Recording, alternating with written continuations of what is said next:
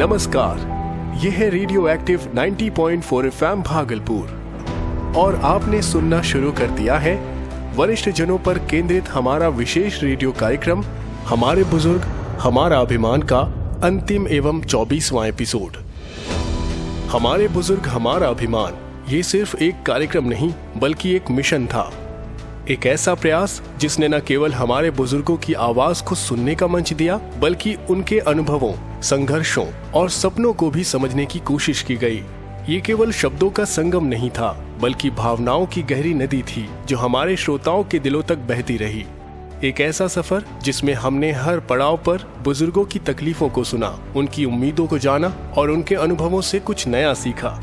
आज जब हम इस सफर के 24वें और अंतिम एपिसोड के मुकाम पर खड़े हैं तो दिल में कई तरह की भावनाएं उमड़ रही हैं। एक तरफ संतोष कि हमने कुछ सार्थक किया और दूसरी तरफ हल्की सी उदासी कि ये प्यारा सफर अब समाप्ति की ओर है।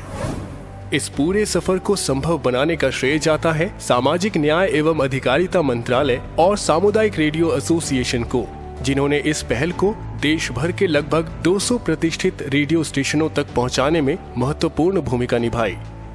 इन 4-5 महीनों में जो रिश्ता हमने अपने श्रोताओं से जोड़ा वो किसी औपचारिक बातचीत तक सीमित नहीं रहा। ये एक ऐसा अटूट बंधन बन गया जिसमें न सिर्फ ज्ञान और जागरूकता थी बल्कि अपनापन, प्यार और एक दूसरे के लिए चिंता भी थी। ये रिश्ता केवल रेडियो तरंगों तक सीमित नहीं रहा बल्कि इसमें भावनाओं की मिठास, अपनत्व की गर्मी और प्रेम की कोमलता भी जुड़ गई। हमने देखा कि कैसे हमारे बुजुर्ग जो कभी अपने परिवार और समाज की रीढ़ हुआ करते थे, उम्र के इस पड़ाव में अक्सर अकेलेपन और उपेक्षा का शिकार हो जाते हैं। हमने सुना उन बुजुर्गों की कहानियाँ जिन्होंने अपनी जिंदगी का हर लम्हा अपने परिवार और समाज को समर्पित कर दिया, लेकिन अब खुद को असहाय और अकेला महसूस कर रहे थे। हमने जाना कि आर्थिक तंगी, स्वास्थ्य समस्याएं, मानसिक तनाव और सामाजिक उपेक्षा ये 4 बड़े मुद्दे हैं जिनसे हमारे बुजुर्ग अक्सर जूझते हैं। लेकिन हमने ये भी देखा कि जब सही जानकारी, सही समय और सही प्रयास मिल जाए तो कोई भी चुनौती असंभव नहीं रहती। हमारे इस कार्यक्रम ने न केवल बुजुर्गों को जागरूक किया बल्कि उन्हें ये भरोसा भी दिलाया कि वे अकेले नहीं हैं। हमने उन्हें सरकारी योजनाओं, पेंशन स्कीमों, स्वास्थ्य सुविधाओं और कानूनी अधिकारों की जानकारी दी, लेकिन इससे भी बढ़कर हमने उन्हें ये एहसास दिलाया कि उनकी उपस्थिति, उनके अनुभव और उनकी कहानियाँ अमूल्य हैं। वे न सिर्फ अपने परिवार के लिए बल्कि समाज के लिए भी प्रेरणा स्रोत हैं। आपके अनगिनत फोन कॉल्स, संदेश और प्रतिक्रियाएं इस बात का प्रमाण है कि हमारे बुजुर्ग हमारा अभिमान महज एक रेडियो कार्यक्रम नहीं रहा बल्कि ये एक ऐसी भावना बन चुका है जिसने हर दिल को छुआ है। ये उन बुजुर्गों के लिए एक संबल बना है जो किसी न किसी समस्या से जूझ रहे थे, कभी आर्थिक तंगी, कभी शारीरिक कमजोरी, कभी मानसिक तनाव तो कभी सामाजिक उपेक्षा। लेकिन इन चुनौतियों के समाधान के रूप में हमने आपको ऐसी योजनाओं और पहल से परिचित कराया जो भरत और लक्ष्मी के संयुक्त प्रयासों से बुजुर्गों की जिंदगी को थोड़ा आसान बना सके। और आज इस अंतिम एपिसोड में हम उन लोगों की आवाज आप तक पहुंचाएंगे जिनकी जिंदगी में हमारे इस कार्यक्रम ने बदलाव लाया है। हमने जिन बुजुर्गों को सहायता पहुंचाने का प्रयास किया, उन्होंने क्या महसूस किया, कैसे बदली उनकी दुनिया और उन्होंने भरत और लक्ष्मी से क्या कहना चाहा, यही सब कुछ आज हम आपके सामने पेश करेंगे। तो आइए शुरू करते हैं आज का अंतिम एवं 24वां एपिसोड। सपनों का बादल तुझे बुलाए। कहते हैं बुजुर्गों की दुआ में असर बहुत है, हर एक तूफान का रुख मोड़ देती है और इन्हीं बुजुर्गों को उनका सम्मान, उनका हक दिलाने और ख्याल रखने हम लाए हैं एक बेहद खास कार्यक्रम, हमारे बुजुर्ग हमारा सम्मान। तेरा हर कदम जो खुदारी का हो, जहां सभी बुजुर्गों की सेहत से जुड़ी एक्सपर्ट एडवाइस, कानूनी सलाह, सरकार द्वारा दी जा रही सुविधाएं व अधिकार और सभी सीनियर सिटीजन्स के जीवन को आसान बना रही टेक्नोलॉजी के साथ साथ फाइनेंशियल एडवाइस और भी बहुत सी जरूरी बातें इस कार्यक्रम में आप सुन पाएंगे। कठिन है अगर रास्ता तू फिक्र इस कार्यक्रम को आप तक ला रहे हैं सामाजिक न्याय एवं अधिकारिता मंत्रालय, भारत सरकार व सामुदायिक रेडियो एसोसिएशन। खुली आँखों से देख तू सपना, सर उठा के जी। हमारे बुजुर्ग हमारा सम्मान। सर उठा के जी। नमस्कार दोस्तों, आप सुन रहे हैं हमारे बुजुर्ग हमारा अभिमान, आपके अपने इस प्यारे radio station 90.4 FM radio active Bhagalpur पर।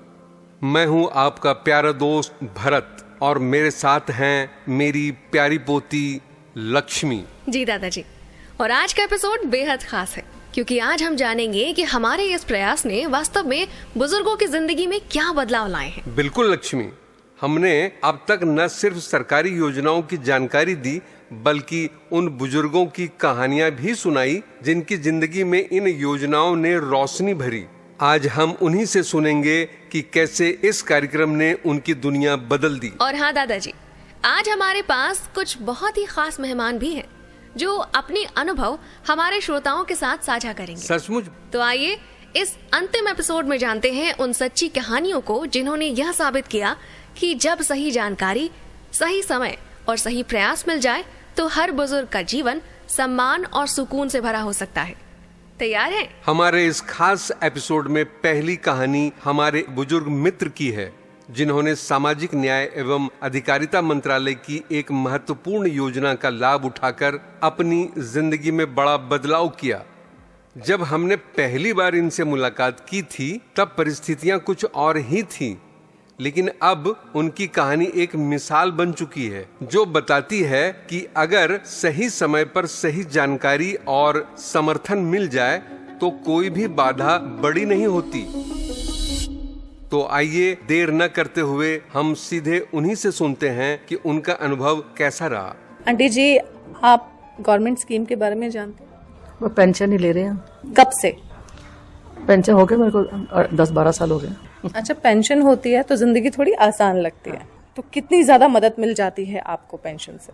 काफी मिल जाती है, 3000 रुपये मिलते हैं, उससे काफी काम हो जाते हैं। बाकी बच्चे हैं दो, थोड़ा बहुत कुछ वो दे देते हैं, कहीं नहीं भी देते। आजकल पता है आपकी जनरेशन कैसी है। बाकी अच्छी निभ रही है, अच्छी बात है सब।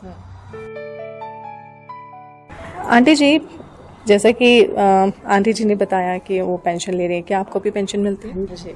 कब से आप पेंशन ले रहे हैं? 3 साल से ऊपर। 3 साल से ऊपर हो गया। अपने बारे में कुछ आप बताना चाहेंगे? क्या बताएं, जो मिलती है पेंशन खुला अपना खर्चा करते हैं, मन की वो पूरी करते हैं। शुक्रिया आंटी जी।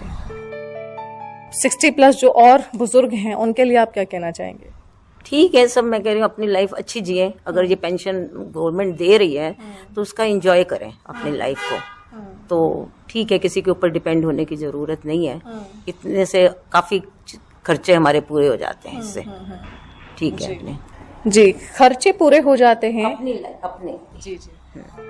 जी, आपके शब्दों में अनुभव, संघर्ष और सफलता की जो कहानी छिपी हुई है वह न केवल प्रेरणादायक है बल्कि हर उस बुजुर्ग के लिए उम्मीद की एक किरण भी है जो अपने जीवन में किसी न किसी कठिनाई का सामना कर रहे हैं। आपने जिस साहस और धैर्य के साथ इन परिस्थितियों का सामना किया वह वाकई काबिले तारीफ है। यह सुनकर हृदय गदगद हो जाता है कि सामाजिक न्याय एवं अधिकारिता मंत्रालय की इस योजना ने आपके जीवन में एक सकारात्मक बदलाव लाया। धन्यवाद आपका जो आपने अपनी यात्रा को हमारे साथ साझा किया और हमारे श्रोताओं को यह बताया कि सही मार्गदर्शन और संकल्प के साथ हर मुश्किल आसान हो सकती है। हमें गर्व है कि हमारा यह कार्यक्रम आपके जीवन में एक छोटी सी प्रेरणा बन सका। आशा करते हैं कि आपकी यह कहानी अन्य बुजुर्गों के लिए भी रोशनी का एक दीपक बनेगी और उन्हें आगे बढ़ने की शक्ति देगी। कहा जाता है बुजुर्ग का स्वभाव एक बच्चे की तरह हो जाता है, इसीलिए अक्सर उनके कार्यकलापों पर घर के लोग समझौता नहीं कर पाते हैं। उनको झिड़क देते हैं, डांट भी देते हैं, नसीहत भी देते रहते हैं। मुझे लगता है दादाजी कि कई बार घर के हर उम्र के सदस्य उनको समझ नहीं पाते हैं, उनके मन की भावनाओं को समझ नहीं पाते हैं। ऐसे में घर के बुजुर्ग शांत हो जाते हैं और खुद को व्यस्त रखने के लिए जहां खुशी मिलती है जुड़ जाते हैं। लेकिन तुमने इस बात का जिक्र क्यों किया? एक सच्ची घटना है जिसको ऋतु कौशिक ने अपनी आवाज में बुजुर्गों को समझो शीर्षक के साथ हम तक पहुंचाया है। सुनवाती हूँ। उन दिनों खुद से एक वादा किया था, रोज सुबह प्यारी नींद को त्याग मॉर्निंग वॉक पर जाने का। पता था कि ज्यादा दिन नहीं निभा पाऊंगी क्योंकि सुबह की नींद मुझे बहुत प्यारी थी, पर घर वालों ने मेरे इस आलस पर इतने ताने मारे कि मुझे इसे चैलेंज के रूप में लेना पड़ा। पर इस चैलेंज में मैंने स्वास्थ्य लाभ किया या नहीं ये तो नहीं पता, पर और बहुत कुछ सीखा जो आपसे बांट रही हूँ। उन दिनों मैंने एक आंटी को नोटिस किया जो थोड़ा घूमती और फिर कोने वाली बेंच पर बैठ जाया करती। थोड़ा दिमाग पर जोर डाला तो याद आया कि उन्हें मैंने देखा है अपनी एक सहेली के घर के पास। मैं रोज उन्हें देखती रहती, वो चुपचाप शून्य में निहारती रहती, जैसे उनके जीवन का सत्य बस खालीपन हो। पार्क के सबसे कोने वाली बेंच पर जहाँ पेड़ की घनी छांव पड़ती थी वहीं रोज बैठती। उनके घर के पास ही मेरी सहेली रहती थी। मैं खुद को रोक न पाई उससे उन आंटी के बारे में पूछने से। सहेली ने बताया कि वो अपने बेटे बहू के साथ रहती है, कुछ खास बनती नहीं उनकी, पति गुजर चुके हैं। ये मेरा रोज का रूटीन था। अब भी आंटी शून्य सी एक ओर देखती रहती, निराश हताश। मन किया कि उनके पास जाऊं और पूछूं कि क्यों उदास है। फिर लगा कि क्या सोचेंगी, पर अंदर से आवाज आई कि कम से कम उनसे मिलना तो चाहिए, शायद वो खुद ही बता दे और मैं उनकी मदद कर पाऊं। ये सोचकर मेरे कदम उस बेंच की ओर बढ़ गए। जैसे ही उनके सामने जाकर मैं खड़ी हुई, मुझे पहचानने की कोशिश करने लगी और अचानक मेरी तरफ उंगली उठाकर बोली, अरे तुम तो सुधा की सहेली हो ना, मैंने बहुत बार देखा है तुम्हें उसके घर। आंटी मुझे खुद ही पहचान गई थी। अब मेरे लिए आसानी हो गई थी।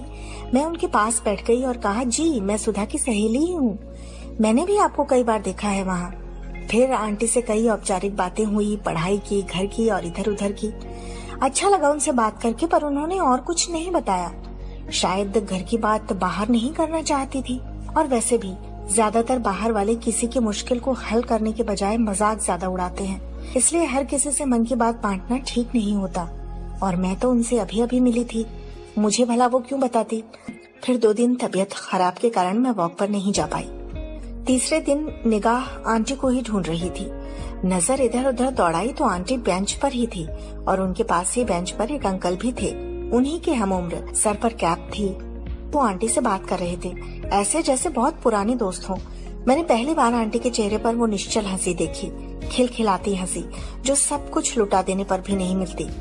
मैं उनके पास गई। आंटी ने मेरा परिचय कराया। इनसे मिल बेटा, ये मेरे कॉलेज के सहपाठी हैं, मिस्टर वेदांत मिश्रा। बहुत बड़े प्रोफेसर थे, अब रिटायर्ड हैं। रिटायरमेंट के बाद यहाँ आए हैं। मैं तो इतने सालों बाद अचानक पहचान ही नहीं पाई। अंकल भी बहुत कमाल की बातें करते थे, परिवार के साथ ही थे वो भी। उन्होंने अपने कॉलेज टाइम की बातें सुनाकर बहुत हंसाया और आजकल के युवा लड़के लड़कियों की लाइफ को उस जमाने से कंपेयर भी किया। आजकल के बच्चों के संस्कारों से वो बहुत चिंतित थे। उन्होंने अपने परिवार के बारे में ज्यादा नहीं बताया, नहीं मैंने पूछा। मैं तो बस आंटी को खुश देखकर खुश थी। अब मैं मॉर्निंग वॉक के लिए कम और उन दोनों से मिलने ज्यादा जाया करती। आंटी की जिंदगी को जैसे पंख लग गए थे। हमेशा चुपचाप बैठकर शून्य को घूरने वाली एकदम से हंसी से परिचित होने लगी थी। उनके होठ फिर से मुस्कुराना सीख गए थे। जिंदगी में जैसे एक नई सी ऊर्जा आ गई थी और ये नयापन आया था उस पुरानी दोस्त की वजह से। मैं आंटी के लिए बहुत खुश थी। अक्सर उन दोनों के बीच बैठकर मैं भी उनकी मजेदार बातों का हिस्सा बनती। कैसे वो क्लास में दोस्तों के साथ मस्ती करते, कैसे टीचर्स को तंग करते, एग्जाम्स के दिनों की टेंशन, पास होने पर सेलिब्रेशन, दुख सुख में दोस्तों का साथ, हॉस्टल में वार्डन का रौब, कितना कुछ था उनके पास बांटने को। एक दिन मैं जब पार्क पहुंची तो आंटी दिखाई नहीं दी। लगा कि तबीयत ठीक नहीं होगी। बड़ी बेचैनी रही पूरे दिन। उन दोनों से इतना लगाव हो गया था कि 2 दिन न टिक पाने वाली मेरी मॉर्निंग वॉक को महीना होने वाला था। खैर, रात मैंने जैसे तैसे काटी। सुबह पहुंची तो ना आंटी थी ना अंकल। अब कुछ घबराहट सी हुई। सहेली को फोन लगाया, आंटी के बारे में पूछा तो बोली, पूछ मत यार, उनके बेटे बहू ने बहुत हंगामा किया। बोली कि इस उम्र में आपको ये सब करते शर्म नहीं आती? किसी से मिलने पार्क में जाती हैं आप, आज के बाद नहीं जाना आपको। ओह गॉड, बस इतना ही निकला मेरे मुंह से। मतलब अंकल आंटी को किसी ने साथ देखा और जाकर उनके बेटे को उल्टी सीधी बात बता दी, और बेटे ने भी बिना सोचे समझे माँ को फैसला सुना दिया।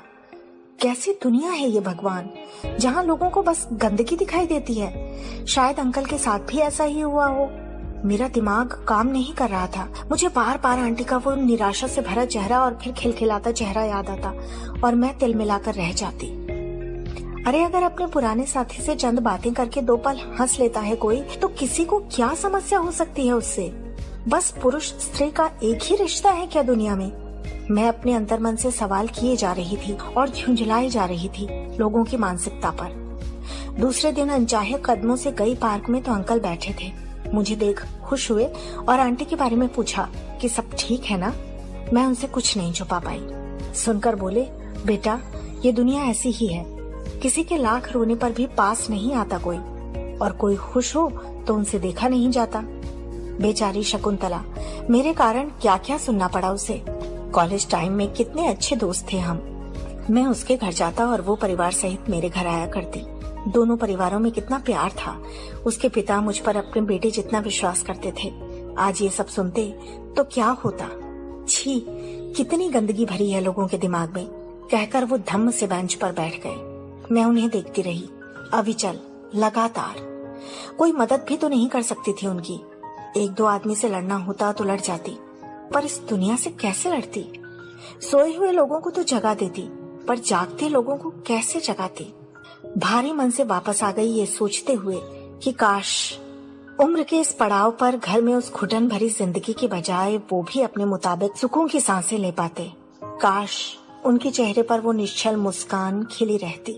काश बिना किसी रिश्ते में बांधे लोग 2 दोस्तों को अपनी जिंदगी जीने देते। इस कहानी का अंत इसी काश के साथ हो जाता, मगर मैंने होने नहीं दिया। मैंने अंकल और आंटी की कहानी सुधा को बताई, उनके पारिवारिक संबंधों के बारे में बताया। सुधा मुझे लेकर आंटी के घर गई। जैसे ही दस्तक दी, आंटी का चेहरा खिल उठा मुझे देखकर। बड़ी आत्मीयता से मिली मुझसे। उनके बेटे बहू भी आ चुके थे। वो भी उसे छोटी बहन की तरह मानते थे। इतना अपनापन था दोनों घरों में कि आपस में कुछ पूछ या समझा सके। सुधा ने उन्हें अंकल के पास्ट के बारे में बताया और आंटी के मम्मी पापा के साथ अंकल के संबंध एक बेटे जैसे थे ये भी बताया। कितनी आत्मीयता और अपनापन था दोनों परिवारों में, ये जानकर उनके बेटे को बहुत पछतावा हुआ। उसने आंटी से भी माफी मांगी और अंकल से भी। अंकल ने उसके सर पर हाथ फेरते हुए कहा, बेटा हमेशा सच्चाई की राह पर चलो और बेवजह किसी से मत डरो। आज आलम ये है कि अंकल पार्क में ही नहीं, आंटी के घर भी आते हैं। सब साथ बैठकर कुछ खुशनुमा पल साथ बिताते हैं और उन्हें खुश देख मेरा मन भी खुशी से भर जाता है। इस कहानी को तो मैंने सुखांत में बदल दिया, पर हर कहानी का ये अंजाम नहीं होता। खासकर ऐसी कहानियों का जिसमें जीवन की शाम में तन्हा बैठे बुजुर्ग किसी से अपने मन की बातें साझा करने की राह तकते हैं, फिर वो उनकी संतान हो, उनके अपने हो या फिर कोई दोस्त। और ऐसे में सिर्फ इसलिए कि वो स्त्री और पुरुष हैं, उन पर उंगली उठाकर उनसे थोड़ा सा मुस्कुराने का हक छीन लेना कहाँ तक उचित है। सचमुच बड़ी मार्मिक घटना का जिक्र था इसमें लक्ष्मी। लेकिन हमारे बुजुर्ग हमारा अभिमान कार्यक्रम श्रृंखला के 24 एपिसोड सुनने के बाद हमें लगता है देश के बहुत सारे घरों के सदस्यों को कई बातें समझ में आई होंगी। योजनाओं के साथ साथ बुजुर्गों के सम्मान में अपना अभिमान समझने वालों की संख्या में निश्चित रूप से बढ़ोतरी हुई होगी। दादाजी, सच कहूँ तो जितना हम इस कार्यक्रम के माध्यम से बुजुर्गों की कहानी सुन रहे हैं, उतना ही मुझे यह एहसास हो रहा है कि ये योजनाएं हमारे समाज में कितनी जरूरी हैं। अभी जो कहानी हमने सुनी वो सिर्फ एक उदाहरण है, लेकिन सोचिए ऐसे कितने ही दादा दादी, नाना नानी होंगे जो बस किसी सहारे, किसी मदद, किसी उम्मीद की तलाश में हैं।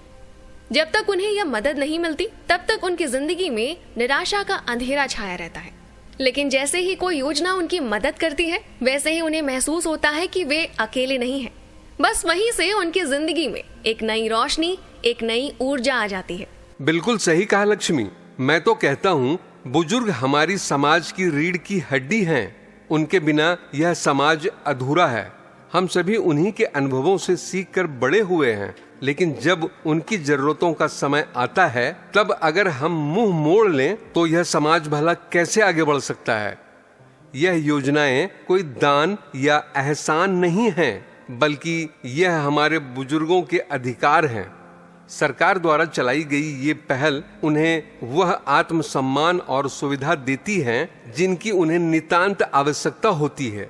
सच में दादाजी, और सबसे अच्छी बात यह है कि ये योजनाएं सिर्फ पैसों तक सीमित नहीं है, बल्कि इनमें बुजुर्गों के संपूर्ण जीवन को बेहतर बनाने का प्रयास किया गया है।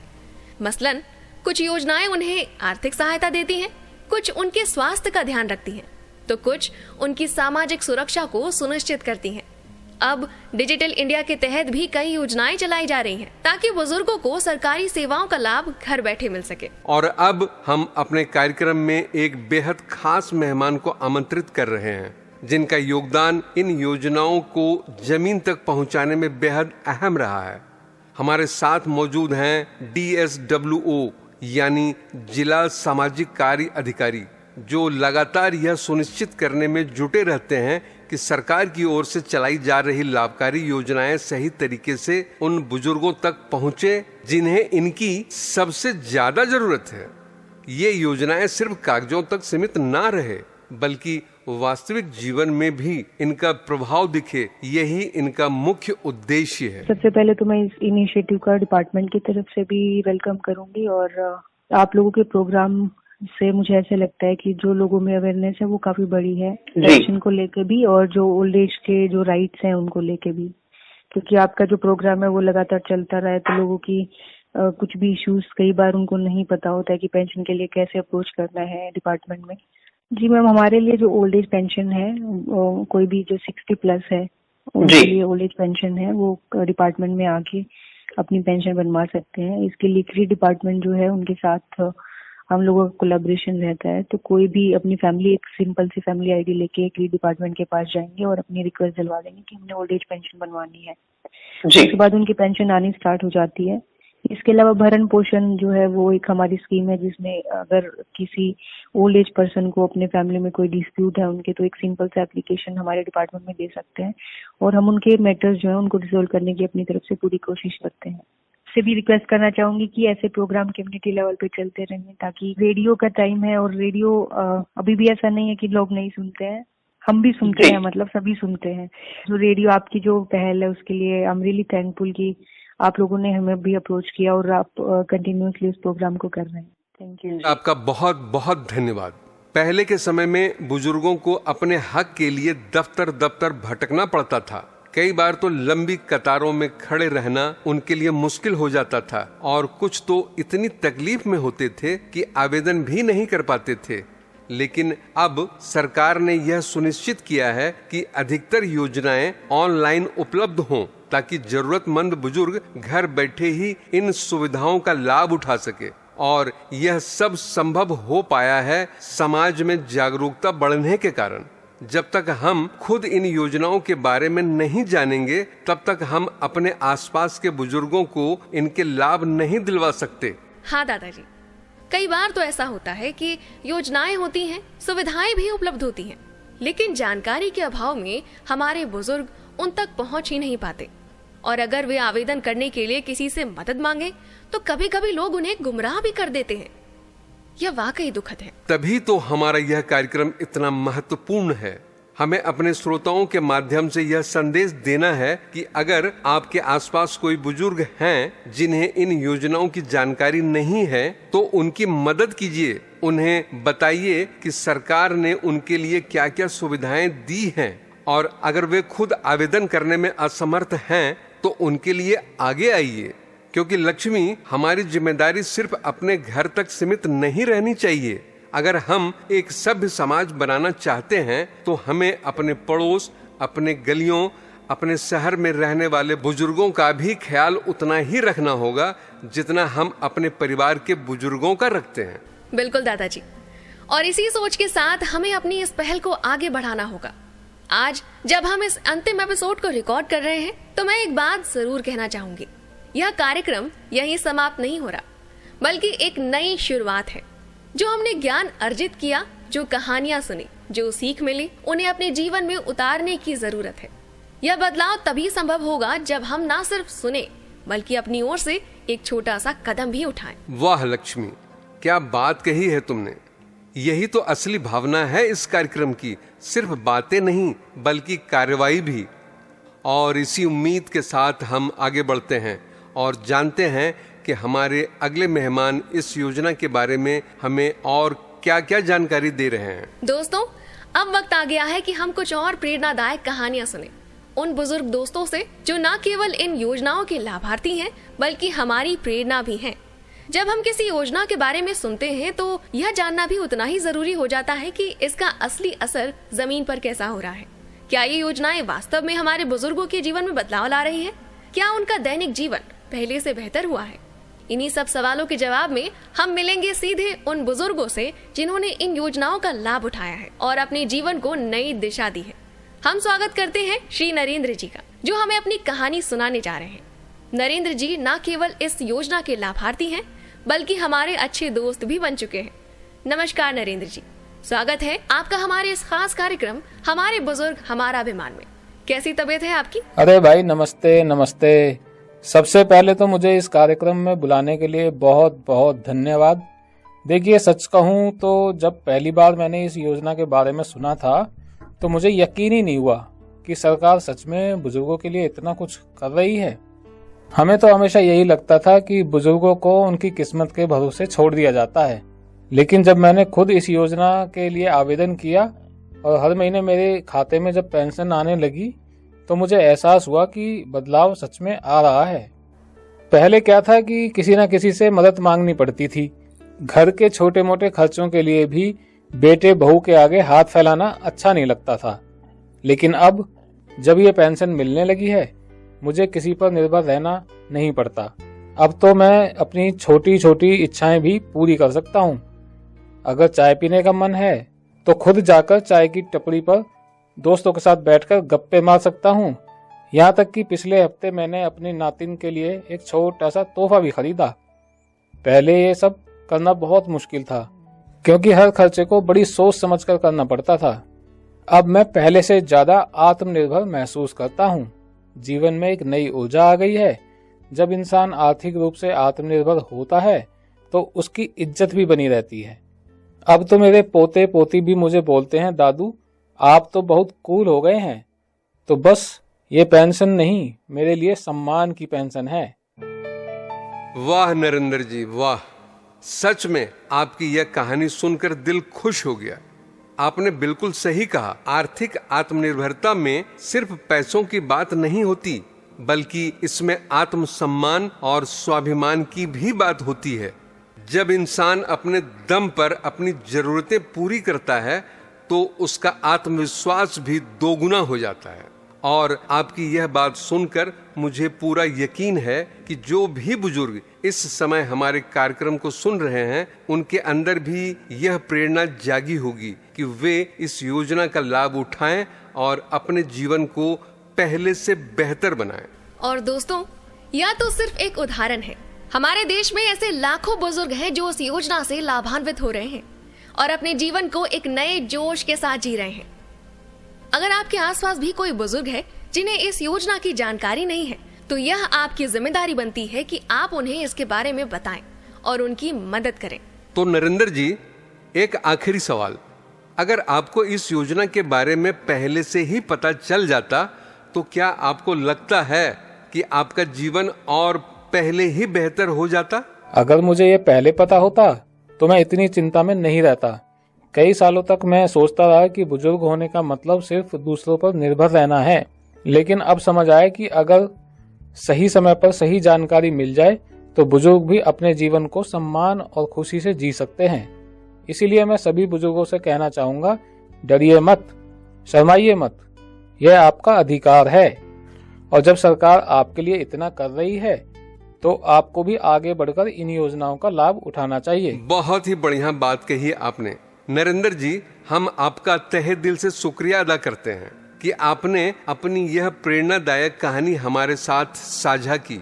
हम उम्मीद करते हैं कि आप इसी तरह खुश रहें, स्वस्थ रहें और जब भी आएं तो एक कप चाय जरूर पिलाएं। हाँ बिल्कुल भरत भाई, और वो भी कड़क चाय। धन्यवाद। तो दोस्तों, सुना आपने, नरेंद्र जी की यह प्रेरणादायक कहानी हमें सिखाती है कि उम्र के किसी भी पड़ाव पर आत्मनिर्भरता और आत्मसम्मान जरूरी है, और यह तभी संभव है अगर हम सही जानकारी लें और इन सरकारी योजनाओं का सही लाभ उठाएं।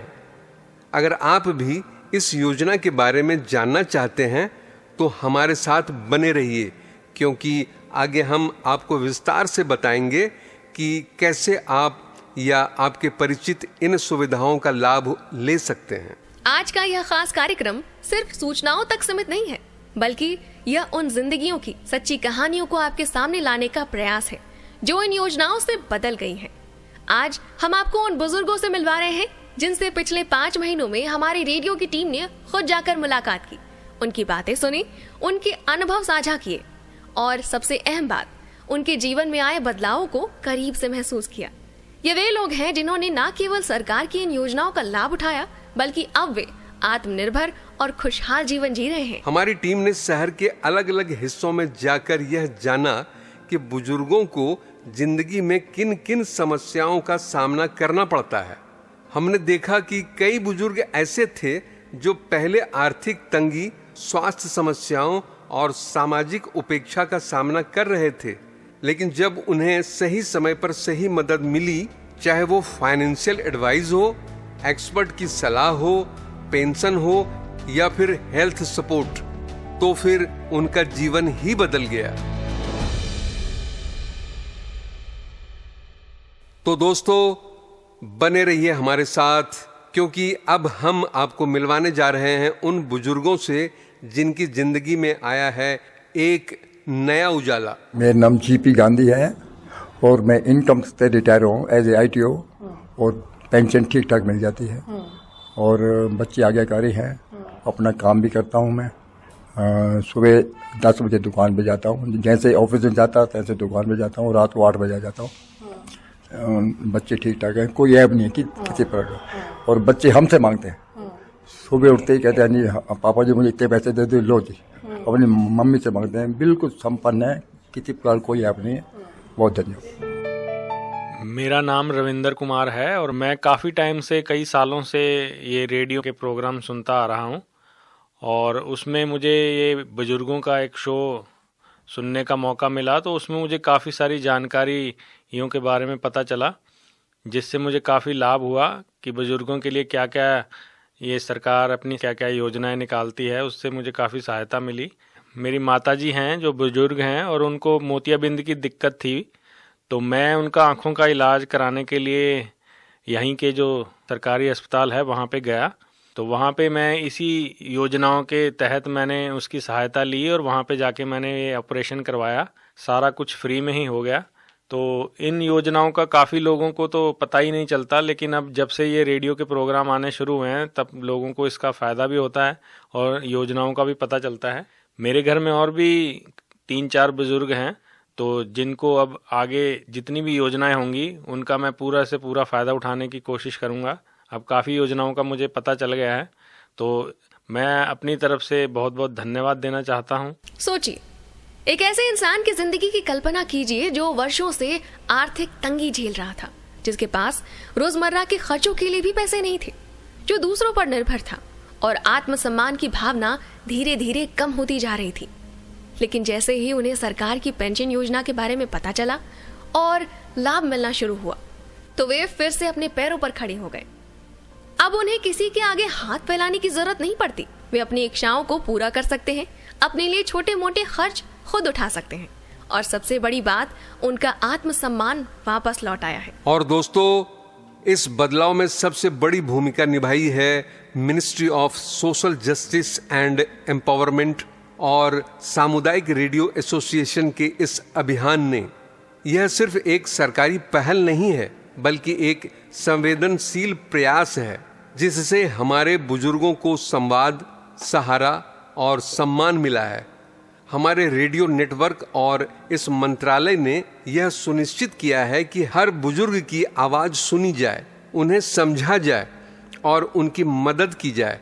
और सबसे खूबसूरत बात यह है कि अब उन्हें लगने लगा है कि वे अकेले नहीं हैं।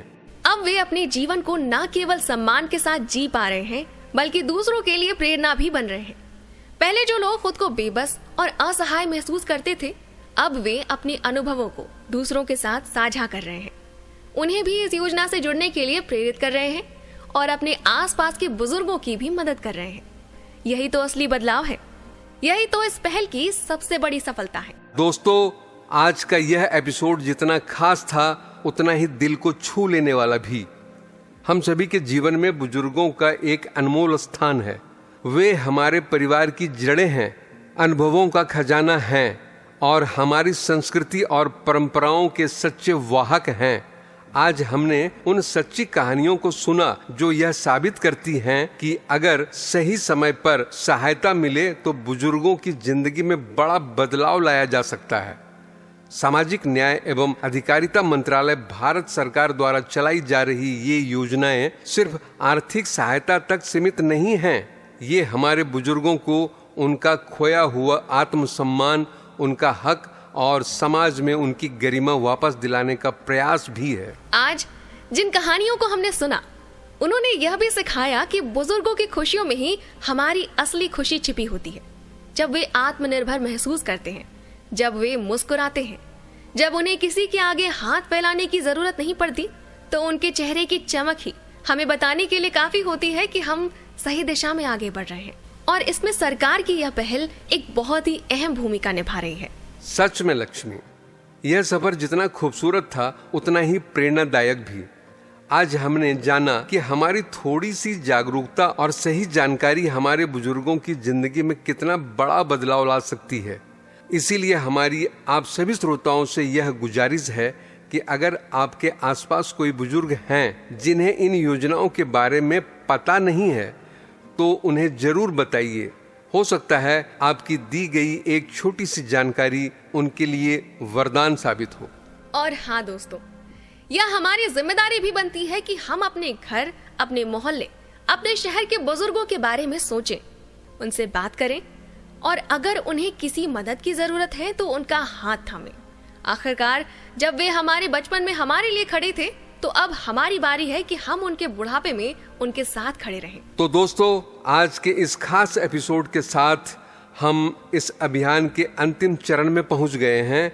लेकिन यह केवल एक रेडियो शो का समापन नहीं, बल्कि यह एक नई सोच, एक नए दृष्टिकोण की शुरुआत है। बुजुर्ग सिर्फ समाज का एक हिस्सा नहीं है, वे हमारे अनुभव, हमारी धरोहर और हमारे भविष्य का आधार हैं।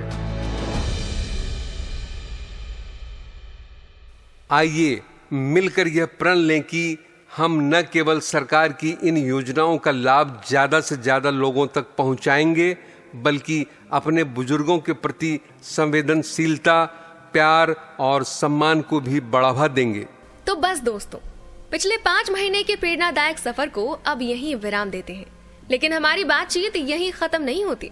यह सिलसिला जारी रहेगा जब तक हर बुजुर्ग को उनका हक नहीं मिल जाता।